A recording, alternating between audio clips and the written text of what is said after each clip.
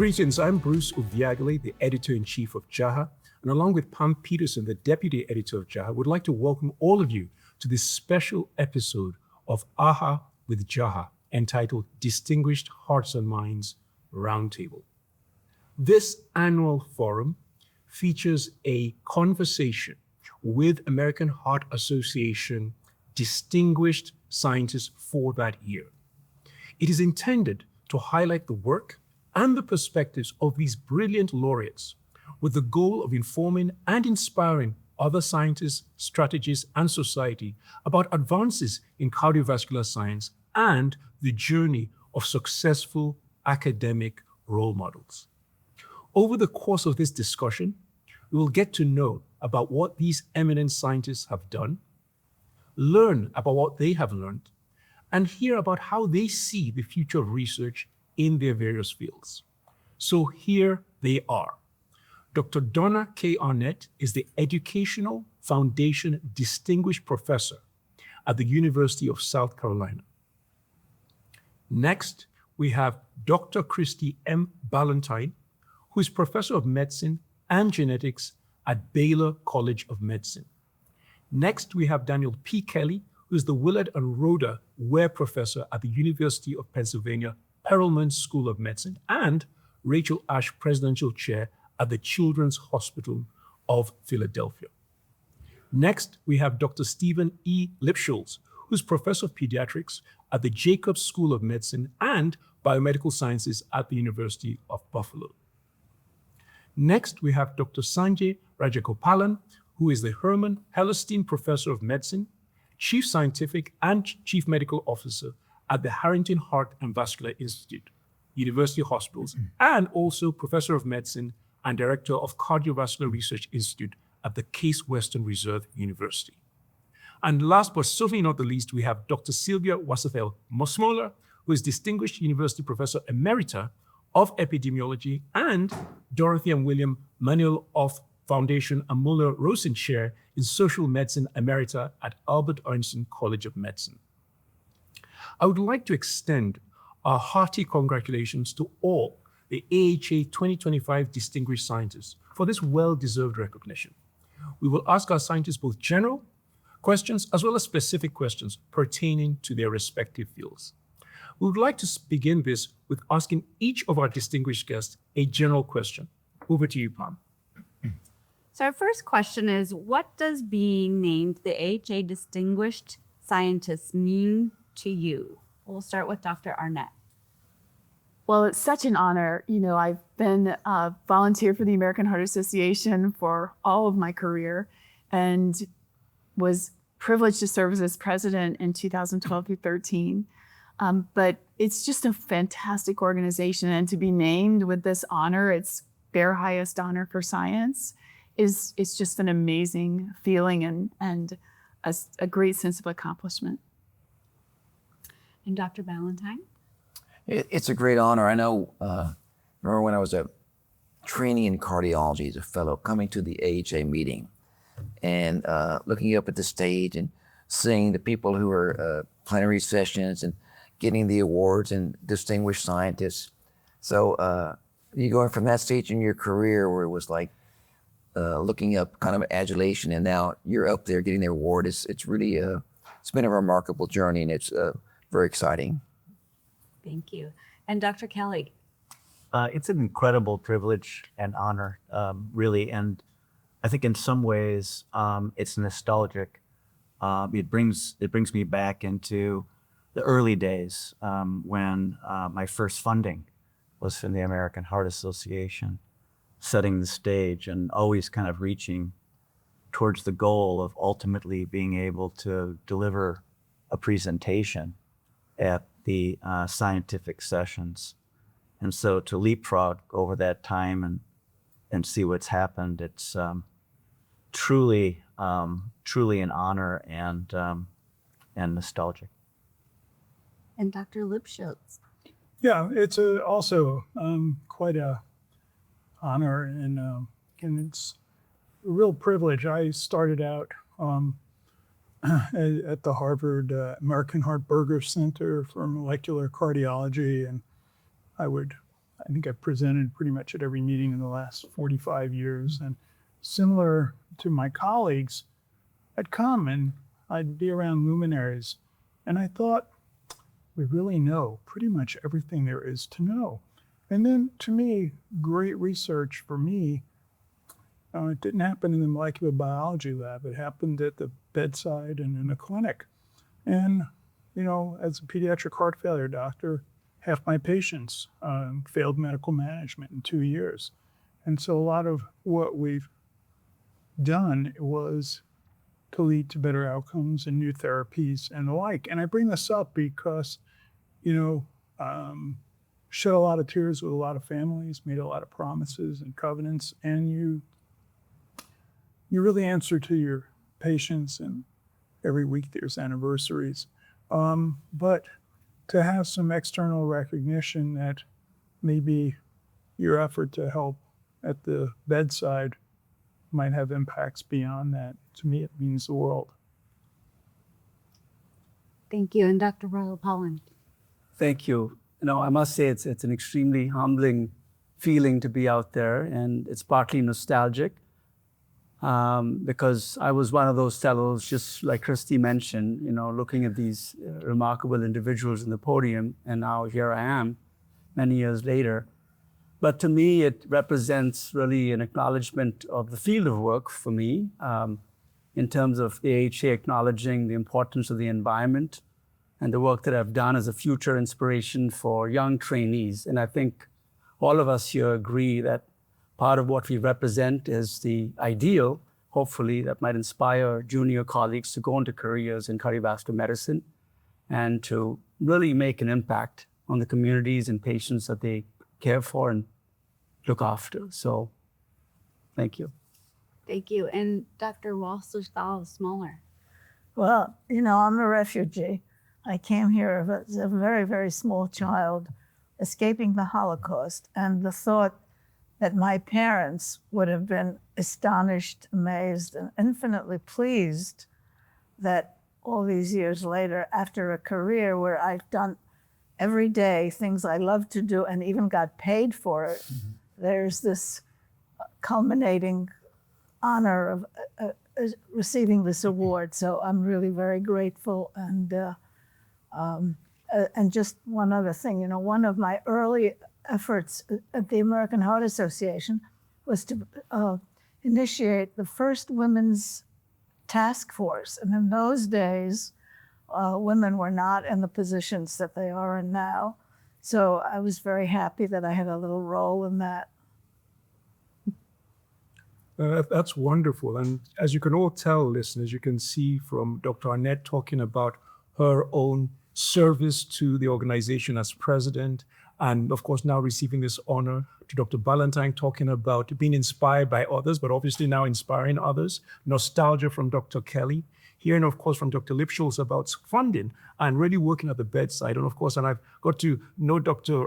Rajagopalan a little bit better, and he's a philosopher, and the issue of really trying to pay back to younger people is extremely important. And then very moving is the issue of coming to the country like that young, but again, being an advocate for research and for women in research, I think is extremely important. So thank you for sharing that. So we'll go to our specific questions now, if we could. And I'll start with Dr. Ballantyne. Christy, what's the optimal age to identify and treat dyslipidemia? And are there highly promising novel lipid-modifying approaches on the horizon? Well, I think it's really important to be screening for familial hypercholesterolemia. So that would mean that basically, as we understand now, I think we should actually be doing genetic testing to identify everybody who's got FH. We've had the capability of doing that. You shouldn't miss it. It's a treatable disorder. It's not rare, 1 in 250. So we should be thinking in childhood, though, of screening lipids and identifying, certainly by family histories, individuals who are at high risk. And then the other aspect is looking also with cardiometabolic disease, as we're seeing it, teenagers, young adults with diabetes, hypertension, clustering of risk factors, and we should be looking at the totality of that. So at lipids, but also at their overall risk. So screening should begin early in life. We need to be working on lifestyle, and pharmacotherapy, depending upon genetic disorders or high risk of the individual, should be implemented early. Christy, if I may just follow up on that. Why is it not happening now, and what will it take to make it happen? I don't know why it's not happening now. When I did a postdoc in genetics, and Art Baudet was doing a genetic testing, and he asked me, why don't we add to, because we're doing newborn screening for genetic disorders. We check for hypothyroidism, we check for other things by blood test. You can do all that for cholesterol. I don't know why it hasn't been implemented. It's really pretty straightforward with it, but I think it should be implemented. Just because it hasn't been, it doesn't mean it shouldn't be. I mean, it was, when I was a postdoc, if I could sequence 300 base pairs in a day, I thought that was pretty good. Now you get, your genome sequenced. So with the technology we have, I do think that we'll eventually start doing that. Thank you. So our next question is for Dr. Kelly. Daniel, given the adaptive increase in ketone utilization during heart failure, how might therapeutic ketosis be optimized to enhance cardiac efficiency without causing adverse systemic effects? Well, thanks for that question. I think we'd take a step back to think about the original discovery, which basically indicated that in patients with heart failure, there's a lot of evidence now that they rely increasingly on ketones as a fuel. And that's in the context of not being able to use the normal fuel, which are fatty acids. The truth of the matter is that the time when individuals can actually use ketone bodies for a fuel is during periods of fasting. So in the preclinical studies, when we would start giving ketones back, we would provide the ketones during a period when the experimental animal was not fasting. In case of mice, it's at night. So I think the therapeutic approach could very well be intermittent in that regard, because there's a natural ketosis that occurs during fasting. And during the fed state, when probably ordinarily other fuels would be used, ketones could be supplied.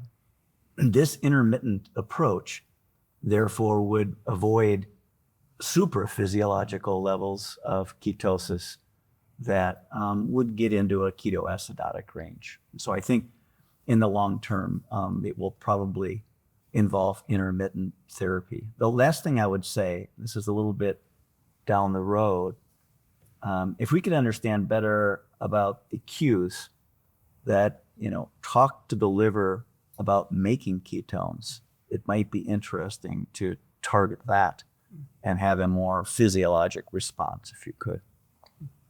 Thank you. Fascinating. Next question is for Stephen. Two-part question. What do you think about the promise of gene therapy clinical trials for adults with cardiomyopathy? And might children with milder cardiomyopathy phenotypes benefit even more from gene therapy compared to adults with established phenotype? So the most severe forms of genetic cardiomyopathies are in childhood, not adults, and by far. And if you treat a child and you can cure them of a genetic cardiomyopathy, you look forward to maybe 80 years of productive life. You treat an adult with established disease, with symptoms, even if there's a genetic therapy, on average, you get about a decade. And what we presented at American Heart was looking at fetal cardiomyopathy all around North America. Over half of them, don't really survive till birth. And the overwhelming majority are rare, genetic, fatal causes.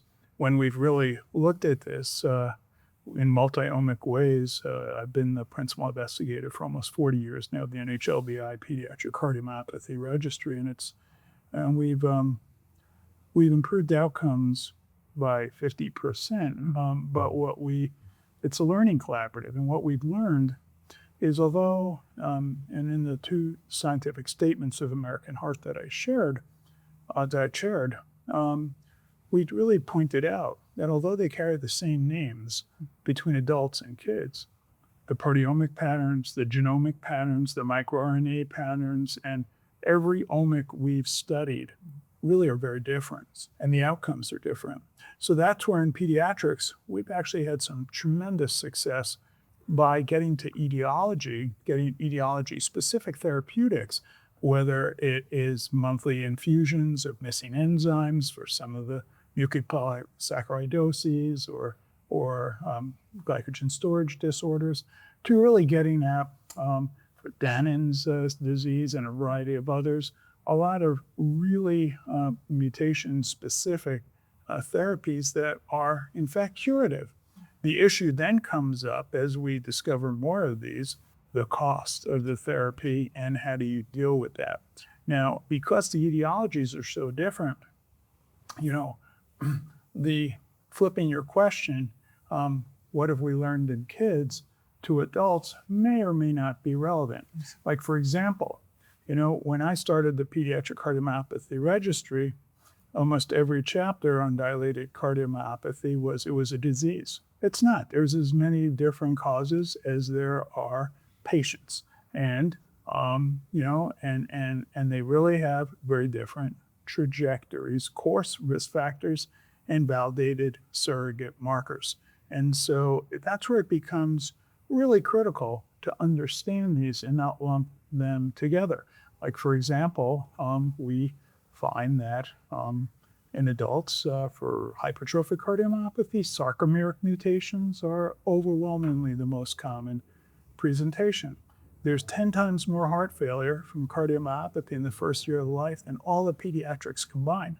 And in the case of hypertrophic cardiomyopathy in the first year, it's not sarcomeric, it's genetic. And so again, if you don't look, you don't know. And if you do know and you don't act, then you're in a tough place. Thank you. Great. Thank you. Our next question is for Sanjay. What emerging areas of environmental cardiovascular medicine are currently showing great promise? Well, I like to always say that the environment is the present and the future. So with a changing planet, the amount of environmental exposures that people are going to encounter are just magnifying, and they're increasing in magnitude. But there are also solutions, and the way I'd like to think about it is in a framework of 3 potential areas that are emerging that could potentially provide new science, but also hopefully solutions. The first is the ability to characterize the external environment in unprecedented ways. And we've always suspected that the external environment has a massive effect on your health. We focus traditionally on things that we understand, the internal biology of things, but this intersection of the external environment and the internal often determines disease outcomes. And one of the limitations has been the way we characterize the external environment, be it internal exposures. Now with exposure monitoring tools, you're able to really get at personal exposures in an incredible temporal and spatial scale. There's also planetary exposures where you can characterize the external environment at a 20 meter by 20 meter resolution at a planetary scale, right? So it's incredible, the amount of temporal and spatial characterization of the environment that really lends itself able to start to integrate this type of information at a grand scale with human health outcomes. So the integration part of it with artificial intelligence and machine learning just provides an incredible opportunity to delve into these interactions that I think fundamentally determine trajectories at an individual level and certainly at a population level. And finally, I think talking about characterization and integration, we also have the ability to integrate molecular information and using multi-omic frameworks. And very importantly for me and exciting, designing environments that can potentially foster health, whether it's designing a neighborhood and really understanding the critical alterations in the external environment that can optimize your health, I think is really the future of, in my mind, cardiovascular health. No, thanks, Sanjay. Which of those 3 areas do you think holds the most promise, at least now? Well, I think, when you think about the environment, people have always been relatively powerless, right? When you think about it, it's almost a sense of, you give up even before you start because there's nothing you can do about it. So I think this sense of being able to influence the external environment in meaningful ways, I think is very promising to me, because that really holds the ability, because if you don't have solutions for a changing planet with exposures of all kinds that are just increasing, it's a pretty dismal predicament to live in. So I think what excites me is the possibility of solutions and the possibility of preservation of health rather than the disease focus. And we've heard a lot about that at this meeting. That really excites me. Oh, it's wonderful. Thank you, Sanjay. Next question is for Sylvia. Sylvia, what are persistently unaddressed and unique barriers to hypertension and cardiovascular disease prevention for Hispanic/Latino populations? Well, first of all, the most obvious one is insurance, having health insurance and having access to health care. That's probably the strongest barrier. These are things that one can do something about. There are many correlates, for example, chronic stress, depression, also something that one can do about in terms of treating it. So there are some factors. Diet, Hispanics have a low sodium, a high sodium, low potassium diet, and only a very small percentage meet the guidelines for these nutrients.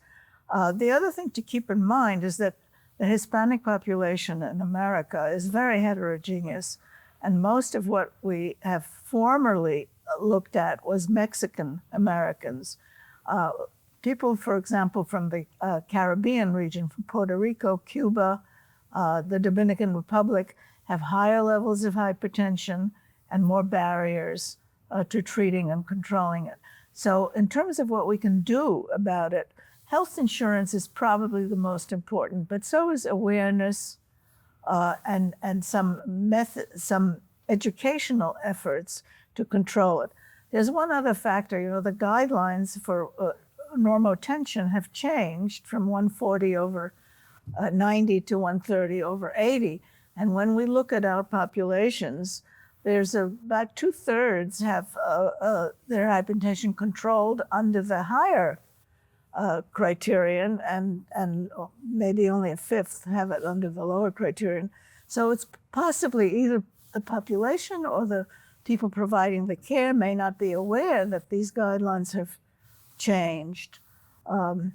So there are factors that are both something we can do about, and then there are factors that it's very hard. Immigrant status, for example, is a very important one. There's not much we can do about it. And then there is the ubiquitous finding among all populations that the longer you live in the United States, the worse your cardiovascular profile comes. But I think studies of resilience in the Hispanic population are very important, because we have not really been able to shed much light on the Hispanic paradox.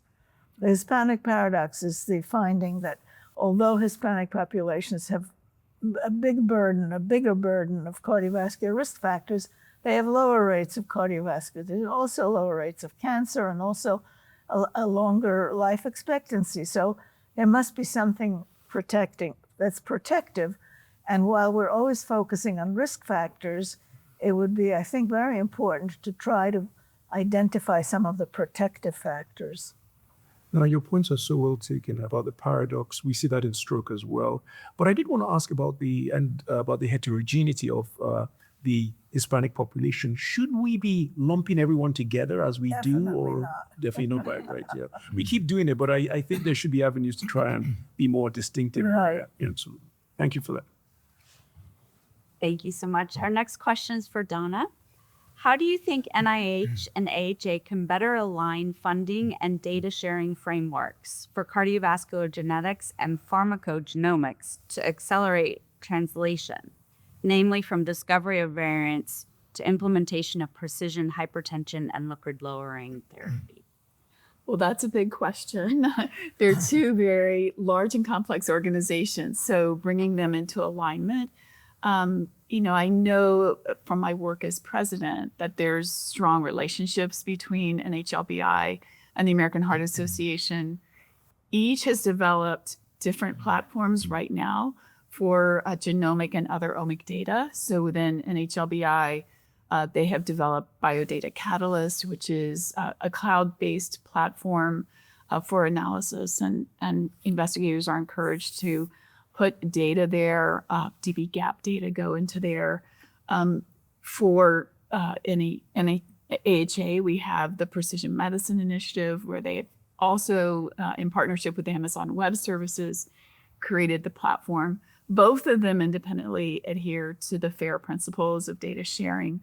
But we're in this space right now in not only the omics space, which I've lived in my career for 30 years, but we are really compounding that with all of the growth of AI. And so as we're looking through an AI lens, it's going to be critically important that we find ways to align data across different platforms. And these things are complicated. I can tell you from Biodata Catalyst, it was so complicated to not only bring the data together, because not all data are created equal. And one of the big challenges of AI is that not all data are equal. And you can end up with biases in your models. But I think the issue is it's a complicated one. So I think one thing that AHA is really amazing at is being a convener. And I think at this intersection right now, where we are with AI and where we are with all of the explosion of omic data that's available, and our quest for moving to precision medicine is to be a convener to understand how we build mega databases, how do we create the FAIR principles, how do we protect data, how do we protect HIPAA, be the convener for that. And I think AHA is really the organization that could pull that off. Can I ask you a question about that, if I may, Donna? What about on a global basis? Because AHA also has this global brand and recognition as a global convener. Are there avenues and opportunities for AHA to do that as well, more broadly? I believe there are, and I believe, there are other countries with very well-established omic data sets that are great partners, the UK Biobank, for example. So that's a great idea, and I think it is a possibility. Thank you. Thank you.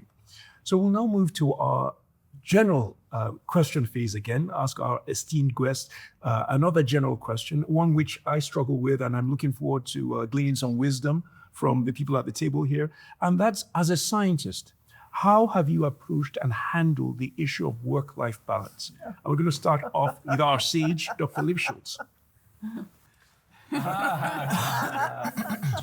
Well, do what I say, not what I do, okay? So, for me, it's a privilege being able to do what I do, and I feel like I live my life with meaning and purpose.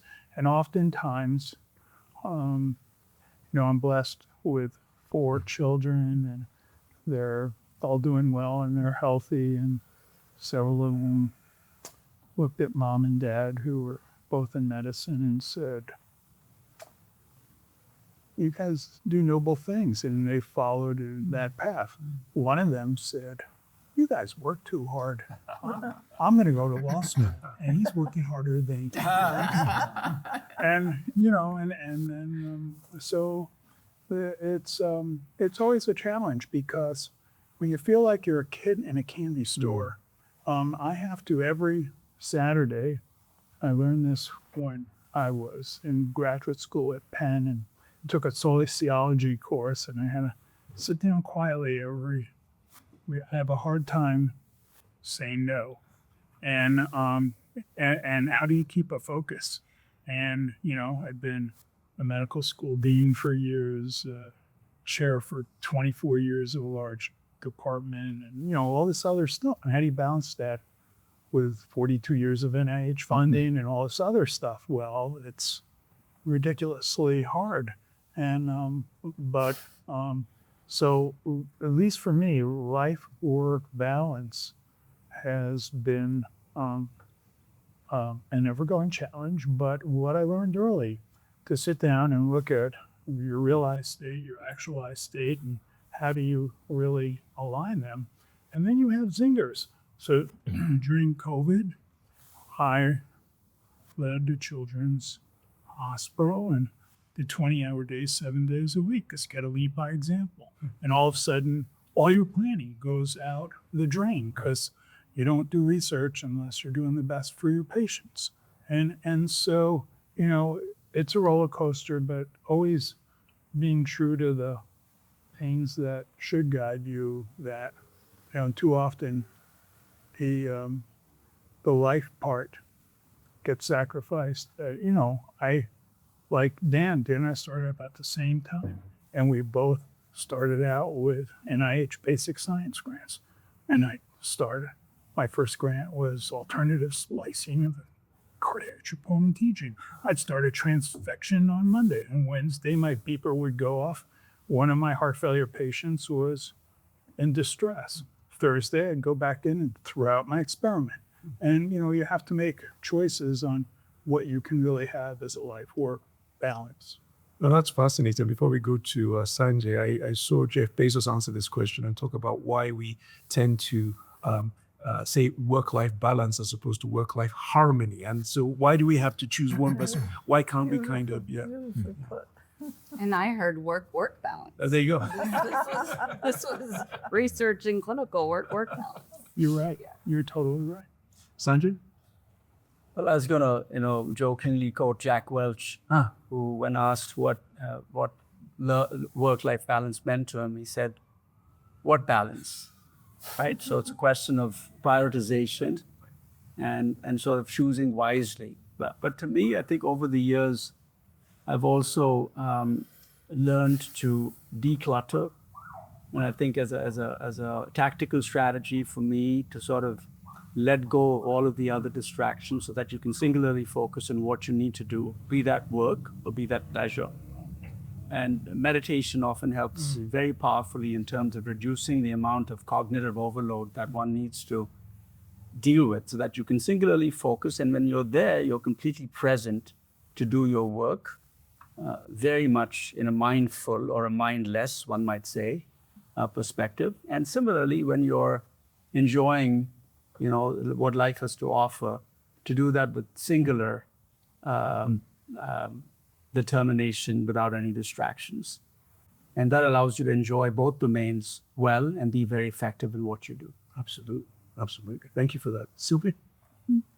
Well, I think there are different phases in life, and I certainly resonates to the what balance anecdote that you just told. But I think when you're young, particularly when you're a young woman, it's very important to get help. Help for yourself, help in running the household, help in all kinds of things. And one of the early on, before actually I started on my career, I had gone to visit my parents in some resort they were at and met this young woman. I then had a child who was under 1 year old, and she said, "You must get help." She was running a translation agency. She said, "You have to get help, and whatever you earn at whatever you do, if you turn all of that over to your help, it's really worth it." So that's a practical thing. Later on in life, it's something else, and I think it's bringing in. I mean, if you do something that you love and that you get great joy from, if you bring in your family into that and show them that joy, it really is an inspiration. So I would say later, the other thing that there's certain rules you follow. You're sure to be home for dinner every night, no matter what. You have a family dinner. You don't send out and rush. And so there are little practical things like that. And it's hard to do a work-life balance, but when work is such fun, right? Thank you for that. Donna? Well, I'm smiling because, I resonate with almost everything that's been said. I don't think there is a balance. There is a tension that, and when you think about standing on a balance beam, there's always a tension. You can't let go of it. So for me, I've always loved work.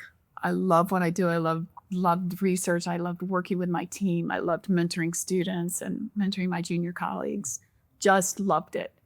I did, though, at the end of my first 6 years when I had gotten to full professor, I got a dog because I told my husband, all I do is work and I need something that makes me come home. And so that was the beginning. It wasn't my husband, but don't tell me. I know all you guys are thinking that. That's a good one. I didn't say it. So, but the husband could take himself out. The dog could not. So that transformed my life. So I work all the time, but I take my dogs out on a walk every day, and I train them in agility, and we show them in agility trials. And I work hard, I play hard, and I have I resonate with the actual and what my ideal is. No, I love that, and I'll just share an anecdote. Years ago, I attended as part of AHA. I attended the AHA 10-day epidemiology summit. I was a student, and Donna was one of the faculty at that time, giving us all kinds of wonderful wisdom. But I remember meeting the dog there and all of that. So I know of what you speak. So thank you for kindly sharing that. Christy?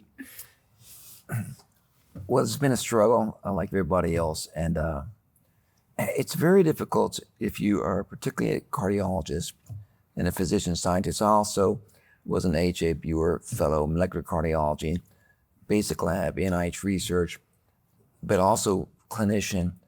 And the other thing is that didn't realize that when you do research, they don't pay you much.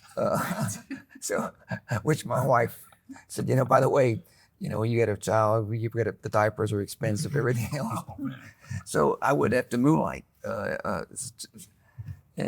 for this. So I worked extremely long hours, and there is a point. Fortunately, and luckily, I had the ability, I think probably from my father to be able to work long hours. But sometimes when you do that, it's because you push away fatigue, the sense of fatigue and being tired, which also means you push away your feelings. So it's a bit dangerous. It's one point my wife she telling me, she said, how long is this? I know your fellowship. How long is this going to last? She said, when we were in college and, dating, it used to be fun. So it's a good message, but she said, if a CEO of these companies say working more than 60, 65 hours a week is to be counterproductive, why do you think you can be working 80, 90, even 100 hours a week sometimes? So that was the first thing. The second thing is when I had a health issue and I got lymphoma. And when I was talking to the oncologist, so I have a bad family history for heart disease, diabetes. I had coronary calcium when I was 39 years old because they were doing these free scans. And I asked him, well, what's your best advice about not getting a recurrence of lymphoma? Since I know in the first place, he says, the people who exercise a lot do well. And I'm like, okay, I already got diabetes, cardio, and I'd exercised before, but ever since then, it's been much more, the thought is, do this if I want to live. And that helps with stress reduction. But it's still a great challenge. And I do think that things, moments of meditation and quiet are really important for it. But it's really hard for the trainees. It's a commitment if you want to do research and be successful. It is difficult. You have to put in long hours. It's exciting and your work is rewarding with it. But you do need support from family or other people to do it. It's a sacrifice. I think you got to take care of your physical, emotional, and spiritual health, but sometimes we kind of forget about it with all the work for it. Anyway. Thank you, Christy. Dan? It's really hard for me to add much to everything that's been said, and it all resonates with me. I maybe to be a little more philosophical, one could ask, why do we do this? Because I think that's the kind of questions that come from people outside our field. Oftentimes our children or our friends. I think we've all been there. For me, when I start to think about that, it seems as though we all have some type of a calling. It's almost like we're an artist or a musician. And you don't know when to stop. And it's kind of a lifelong calling. But with that said, there's this balance issue that you're asking about. I think there are silver linings, actually, And one of them is that we work really hard, but oftentimes, unless we're deep in the middle of a clinical service, we have control of our hours. And so we can rush back to that soccer game, even if it ends up you're working again later in the evening, and you can control it. So that's pretty unusual compared to someone mentioned lawyers. I mean, that's brutal stuff because they have to jump every time they're called. So I think there's something to be said for that. The other silver lining, I don't know if there's a silver lining, but we need to be happy in order to really connect with our family and friends. And so what makes us happy is this calling. So maybe this is a simple rationalization process, but I think that's really important, because if you don't feel like you've accomplished something that day, you'll come home and be a monster. So those are more reflections rather than answering how I balance it. But I like to think about it like that. No, thank you, Doug. Thank you all. I learned a lot from each of you.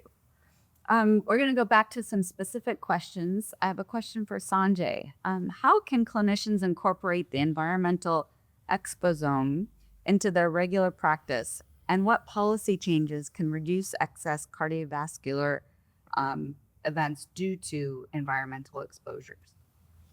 It's a great question. I think this is an evolving area. I think, unfortunately, for the vast majority of environmental exposures, we don't have detailed information on the exposure-response relationship for health outcomes. So one of the first things is to, and it's well developed to some extent, I would say, for air pollution. In fact, it's much needed in many parts of the world where pollution exposures are a real problem. Not to say that it's not a problem in North America, where we see continuing exposure-response relationships at very low levels. So this continues to be a problem, but it's much more well-developed compared to other exposures. But we live in a veritable sea of exposures all the time. And in order to get to a point where we can integrate exposomic information with cardiovascular health and actionable, information that allows people to change their behaviors, you need to provide concrete information. We're not there yet, but these are the first steps. We live in the great world of AI now that's going to be able to hopefully combine these exposures. Many of the exposures have nonlinear relationships. They impact each other in very complicated ways. So we need much better algorithms for us to tease out the individual contributions to understand the collective. And once we do that, I think, we have the whole area of precision medicine, where hopefully this will provide actionable evidence and not only just prognostic information that tells you, look, this is the totality of your exposomic influence on your health, your personal health, but also meaningful action steps that will lead to changes in behavior. And I'm hoping that in the future you'll have, simple nudge tools that might tell you about what you're consuming in terms of food, which is, again, I'll remind you, an environmental exposure, in addition to the kinds of behaviors that you might want to change in order to mitigate that risk. And all of a sudden, 3 months down the road, you have changed your risk factor profile in a meaningful manner, and it's nudging you to change your behaviors. But that's the future. It's very exciting.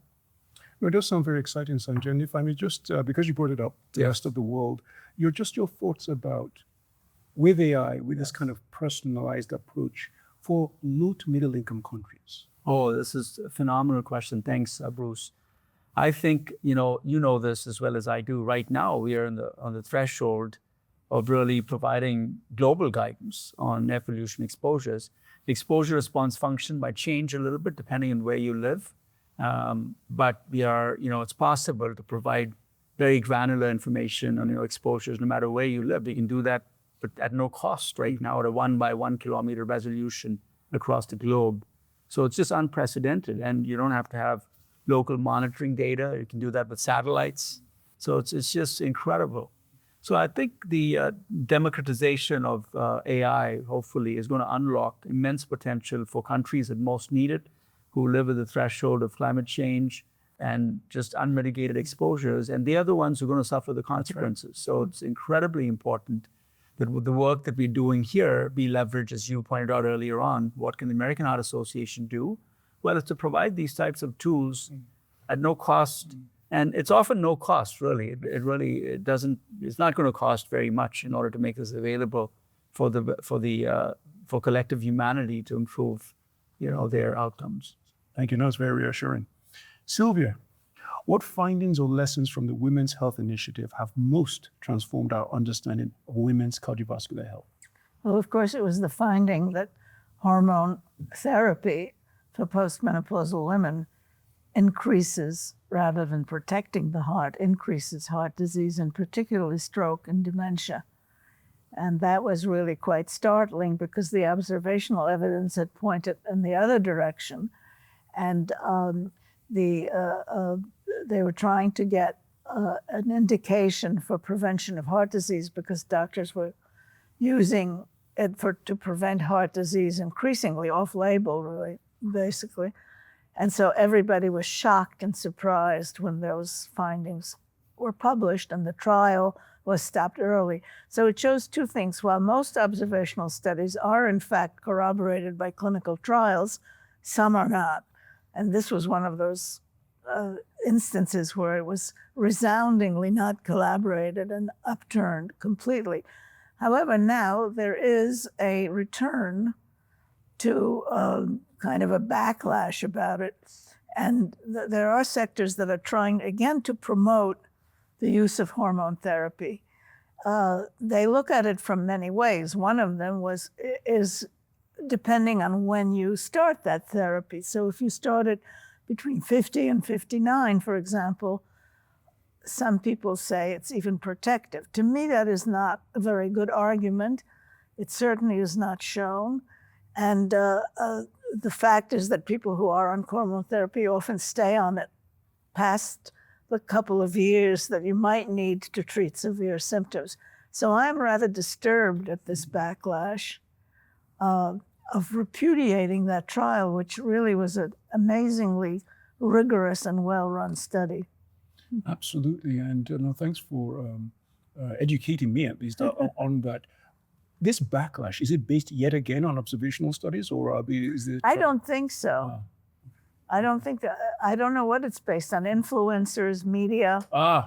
Even worse, even worse. Okay. I know that I was in London a couple of years, I go there frequently, but a couple of years ago, it was brought up to Parliament. Oh. Yes, Parliament was very distressed that there might be a shortage of hormones and they had to do something about it.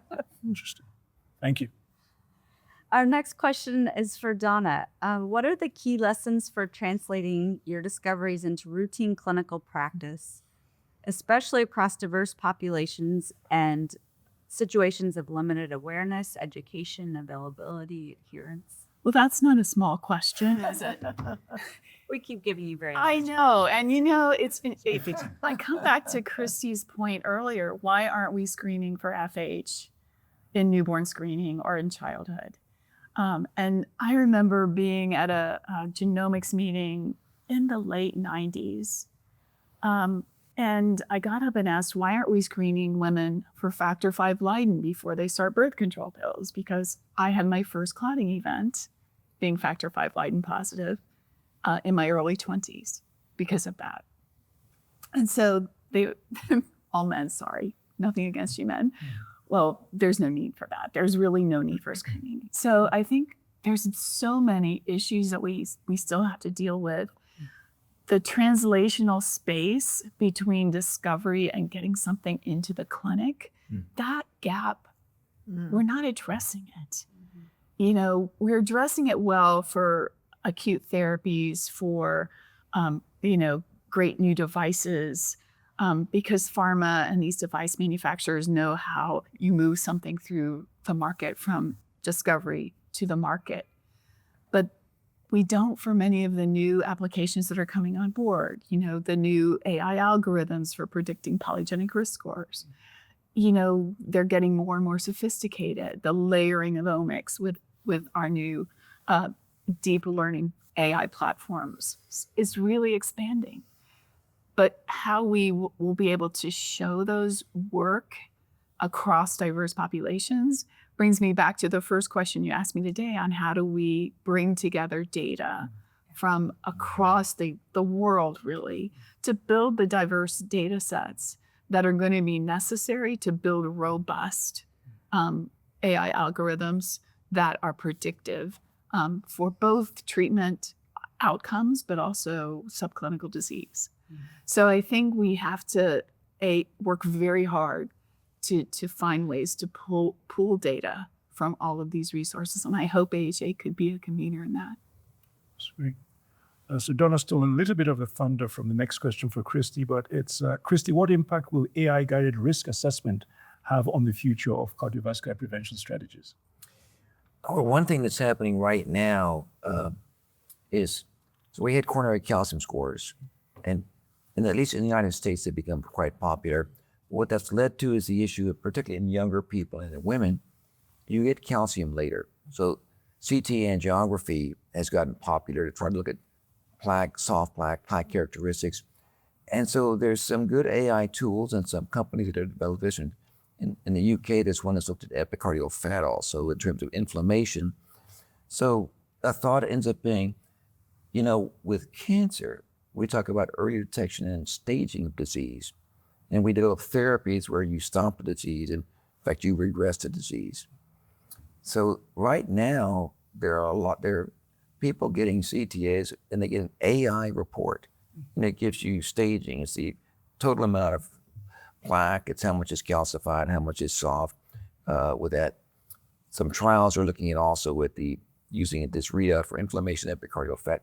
Now, we don't know, we don't have the data yet as to really and solidly does that alter care, but it's an application which is logical to test. And I do think the issue that comes up is, I mean, I get genetic testing now in my clinic, but the genetic testing companies they're not actually doing that well. I mean, it's because of the insurance issues and things like that, and we get polygenic risk scores. But it's still a little bit not clear. How do you put this together? And I see these companies, you know, they're doing proteomics and omics for aging, and it's exciting research. But in terms of the clinical applicability, it's still, there's a lot more hype than, you know, evidence base. So it's very exciting. AI is going to play a role in it. It's starting to happen now, and we'll just have to see where it goes in the future. No, thank you for that. That's fascinating. I have a colleague who got one of these CT studies. He'd been trying to lose weight for years. He saw the picture, put it on the wall of his office. He lost a tremendous amount of weight. So motivation, yeah. So. Next question for Dr. Kelly. What challenges must be addressed before ketone-based therapies can be safely and effectively integrated into heart failure treatment? Well, that's a great question. We have a fairly long ways to go because we really don't know about the efficacy. And this starts getting into something, I'd like to extend a little bit of what Donna had just mentioned, this continuum from discovery and preclinical work in this valley, and then, you know, therapeutic application. The preclinical studies and even the early human studies with acute heart failure indicate that this might be the first true metabolic modulation for heart failure. But we have no idea what flavor of heart failure this should be applied to.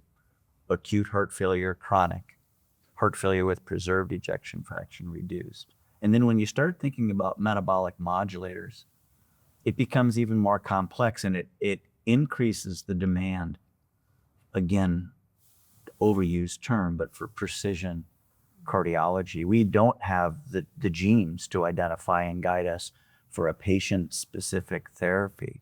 So it's daunting in a way, because we see when we put a band on the aorta of a mouse and they develop heart failure, or we create a myocardial infarction, that they do better with ketones.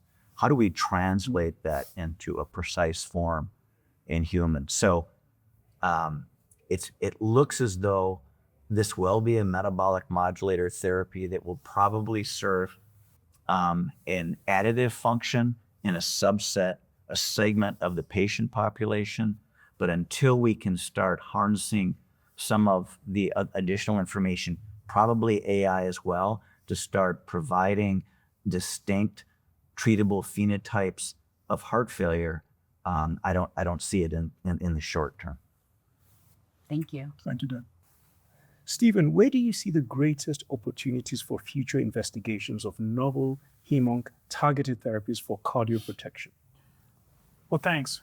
Cancer is the only form of medical treatment where instead of trying to enhance and protect human cells and human life, we actually try to do just the opposite. And in that setting, we've had to deal with tremendous morbidity and mortality in an ongoing fashion related to chemotherapy, radiotherapy, and other novel immunotherapies, CAR T therapy, TKIs, and the like. As a result, we've recognized that the mechanisms are different, and therefore things that protect the heart oftentimes can also reduce oncologic efficacy. So the big challenge is, how do you find, by understanding the pathways, the mechanisms, which ones actually will not interfere with oncologic efficacy, but yet reduce cardiotoxicity and late effects? And, we've been blessed over the last 3 decades to develop in our preclinical and translational and clinical studies with 9 clinical trials, an effective therapy. It's fascinating how in the field of pharmacovigilance, that some of the early results suggested it might be harmful, and the EMA blocked for 7 years patients getting it. When the trials were allowed to finish, there was no disturbance with oncologic efficacy, but for 7 years, children were not allowed to get this. As a result, right now, there's over 800,000 long-term survivors of childhood cancer in the United States alone, and over 60% have been treated with anthracycline. What was just published in JAMA Oncology a week ago was for the children that got treated with this cardioprotectant around all of North America, the number that needed cardiac ICU therapies, treatment, and medication, when it's gone from 0 use to 100% use, it was reduced by 50%.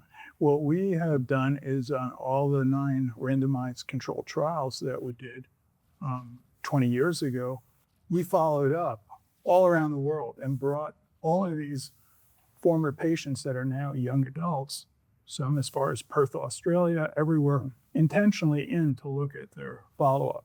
What we find is 20 years later, those that were randomized to cardioprotectant before every dose of anthracycline still have statistically very significantly more healthy hearts than those that are not. The issue then comes up of if we're saying we want universal implementation. So now a lot of our oncology colleagues, this is a routine part of standard care. The problem is a lot of health insurers, well, we have a patient and a family and an employer for an average of about 4 years. So in the next 4 years, will it be cheaper to treat heart failure versus being able to treat cardioprotection? And when you say, well, the heart failure is something that hits 15, 20 years and beyond, and that the paradigm for the successful treatment of cancer is the balance between oncologic efficacy and toxicity and late effects is measured by quality of life for a patient that we used to call a patient, then we called it a survivor, and now we want it to be called a thriver, and their family over a lifespan. And so unless there's healthcare reform, some of these really effective therapies, it's really challenging to get them approved. And it's not like the fancy gene therapies that can cure disease that might be in the $2 million range for a dose. this is about $1,500 for a whole course of chemo for protection. And even there, we have real problems with getting approvals. So the alignment, a lot of the discussion we've had today has been really lovely, and everybody's saying exactly the right things. And I'm nodding my head a lot. The problem is whenever politics interferes with discovery, medicine, and science, oftentimes the patients have an added confounder. And in this case, it's not just politics, but it's, one of the issues is venture capital and commercialization, and the alignment with what leads to the highest quality of life for our population over a lifespan, whether it's in your case or others, is really a big challenge. Here. And hopefully some policymakers get to watch this and be enlightened as to what we need to do about this. So thank you for that, Stephen. Sure. So going to a general question. And so going back to the scenario that Christy painted at the very beginning of early career people looking up to the luminaries here, if you were all to give one tip to all up-and-coming cardiovascular researchers, what would it be and why? We're going to start off with Sylvia. Well, I would say curiosity, followed by focus on an important research question, and then followed by finding a good mentor and really defining that research question. The hardest thing is to narrow down and specifically define the research question. So that's what I'd say. I would also say, try to take family vacations and do a little work-life balance while you're doing this. Love that. Donna? I'll go back to something Stephen said earlier around being there for the patient. So, and Sylvia's exactly right. You have to find the great question. And so I found that by being at the bedside. My first grant was on left ventricular hypertrophy. And my whole focus on pharmacogenomics was in seeing the variable response that patients had to hypertension treatment with the same drug. And so there's nothing that can replace that bedside knowledge to help generate those questions. So if you're not a physician or a clinician, partner with someone who is to get at the right questions that can really make impact. Terrific advice. Christy? I think you have to find something you're passionate about. And I agree with you that, I know as a medicine resident, I got frustrated because I saw people coming in with, particularly clinic with diabetes, or they'd come in, they'd have a stroke, they'd have a heart attack, they'd lose a foot. And it was progression disease, and we were treating the symptoms. We weren't treating atherosclerosis. We didn't understand atherosclerosis. And I thought, well, this is irrational. There's got to be a better way than just treating the symptoms. And so I decided that I would focus my career on atherosclerosis, and I'd have to learn something new, and I'd go work in a genetics lab because it was helping in cancer research to get new techniques. So it's a journey, but you start off with a passionate reason. And probably the other thing is, since my father had a heart attack and it was all full of my family, there was a personal interest in, better ways to treat the disease. I love that. And you hear Donna talk about the passion, but you're also underscoring the frustration as well. And so both things can lead into, I think, that's great. It's great. Dan? Well, I want to build on the important question, curiosity and passion, because those are all things. What's the one thing? This is going to be hard. But now that's taken care of for me. So I guess, what is it that Kenny Rogers used to sing? You have to know when to hold them and when to fold them. And this is really hard. What to do and what not to do in science is really, really important, because you know the pathway you want to go, but you're taking this hike, and there are times when you have to make the hard decision to fold and hold on the other pathway. And that requires discussion with mentors, colleagues, and then looking over the canyon and deciding that. But I think making those hard decisions, to be honest, industry makes these decisions much easier than we do, for obvious reasons. And it's very hard, but I think that's a really important component. I think it's awesome. Stephen? So it becomes important to really be able to get people at the most impressionable points in their career and really develop a great mentor-mentee relation and feel the passion and give them a meaningful project. As editor-in-chief at 2 major journals, I've tried to make it a priority, to sit for the boards in our cardiology. You need to publish an abstract or present, but you don't need to publish. So our whole goal has been, how do we get a lot of that move forward to publication? We've also created a bunch of funded scholar things to protect people and a bunch of T32 training grants that we've led. But the real issue is I know one of the problems we have in pediatric cardiology is over time, initially this used to be a field where there were major academic medical centers where there was congenital heart surgery and the like, and they were in the major academic medical centers. When we look at where a lot of our fellows that go on the launching pad are going, they're going into a corporate pediatric cardiology practice or private practice or the like. I know 2 years ago, again, I've run a lot of health systems in my day. And so Becker's asked me to talk on, for moderate-sized academic medical centers, what's the greatest threat? And I said, I know what they want me to say to all the CEOs, and it was a CEO meeting, but I know what my heart tells me. And I said, and I was never invited back again, that venture capital and the like, the alignment is a little bit different. And in fact, even recent studies have shown venture capital run health systems, not only is it the greatest threat for moderate-sized health systems, but outcomes for patients are actually not as good. And if you look at it, so if during training, the incentives are not on promoting discovery, but really RVUs and financial productivity and efficiencies and that, and then they traverse in that path, it's very hard to support, because the average translational scientist, I worked under David Nathan in the Nathan Commission when I was at Harvard. It was at least a 7-year plan, whether you did 2 degrees or 1 degree, to really be able to become an independent investigator. It just doesn't happen overnight.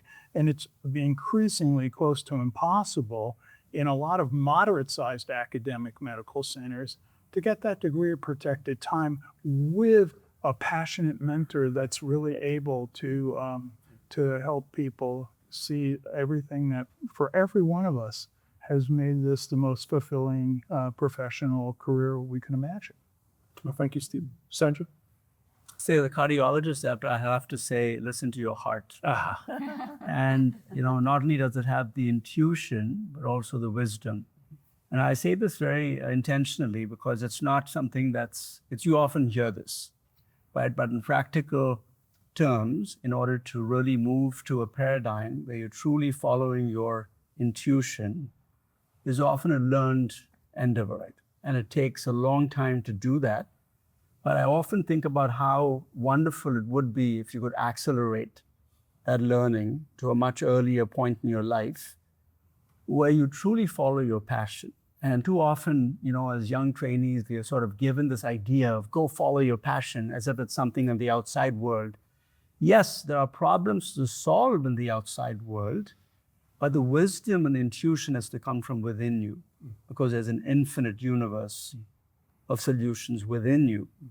So when you channel those energies from within to tackle an external problem, that synergy can catapult you to enormous success. And I must say, I'm certainly not preaching from a pulpit of I've done it, but I'm preaching from a humble place of discovery to say if one could do that, it unleashes immense amount of promise. And that's when synergy of your internal passions, dovetails a problem that you want to solve. You know, some of the great Nobel laureates, you know, or folks that tap into a consciousness that's a different level to solve problems can be unlocked. That's beautiful. And I see parallels, Sanjay, between what you said now and your answer to the question about promise in terms of environmental research, in terms of the integration, the outside and the inside. So that's wonderful. Thank you so much. So you can see, of course, why, of course, we have these distinguished scientists and extremely grateful to them. I should address one issue for those viewers who might be wondering why Dr. Ballantyne and Dr. Kelly are wearing matched outfits and sitting right next to each other. Purely a coincidence. So thank you for a wonderful session. We'd like to once again congratulate all the AHA 2025 distinguished scientists on receiving this honor and thank them for taking the time and the effort to share their insights and experiences with us. To our audience, if you've enjoyed this conversation, then please subscribe to AHA with JAHA and look out for our next episode. If you aren't already following us on social media, you can find us on X, formerly known as Twitter, at JAHA_AHA, as well as on Facebook and on LinkedIn as JAHA, Journal of the American Heart Association. Thank you all for kindly tuning in.